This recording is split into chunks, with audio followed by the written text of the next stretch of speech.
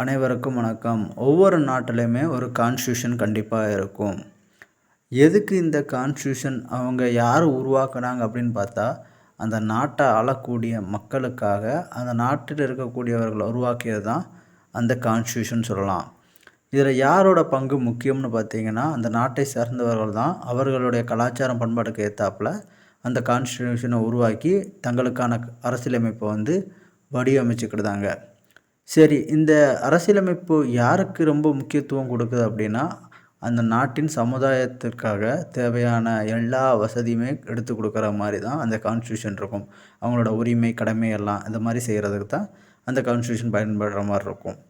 சரி, இப்போ ஒவ்வொரு நாடுமே இதே மாதிரியான ஒரு கட்டமைப்பை உருவாக்க காரணம் என்னன்னு யோசிக்கும்போது தான், ஒரு நாடானது எப்படி இருக்கணும், என்னென்ன முறையிலான சட்டமன்றங்கள், சட்ட செயல்பாடுகள்லாம் இருக்கணும் அப்படிங்கிறது, வழிமுறைகள், விதிமுறைகள் எல்லாமே மெயினாக அந்த அரசியலமைப்பு சட்டத்தில் தான் கூறமைச்சிருக்கோம். அந்த அரசியலமைப்பு சட்டம்ங்கிறது ஒரு கட்டமைப்பு மாதிரி.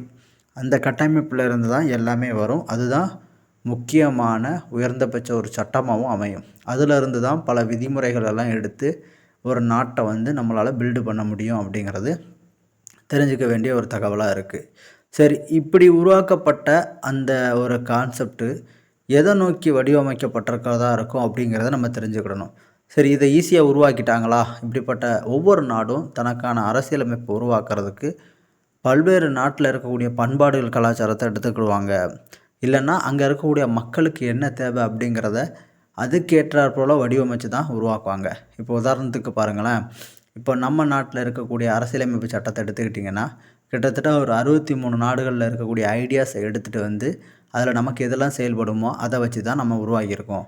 இப்படி நம்ம அங்கே இருந்துட்டு எடுத்துகிட்டு நம்ம கலாச்சார பண்பாட்டுக்கு ஏற்றாப்புல உருவாக்கப்பட்டது தான் நம்மளுடைய கான்ஸ்டியூஷன். சரி, இப்படிலாம் உருவாக்கப்பட்ட கான்ஸ்டியூஷன் தான் நம்மளுடைய அரசியலமைப்பு சட்டமாக வடிவமைச்சு நிற்குது இப்போ.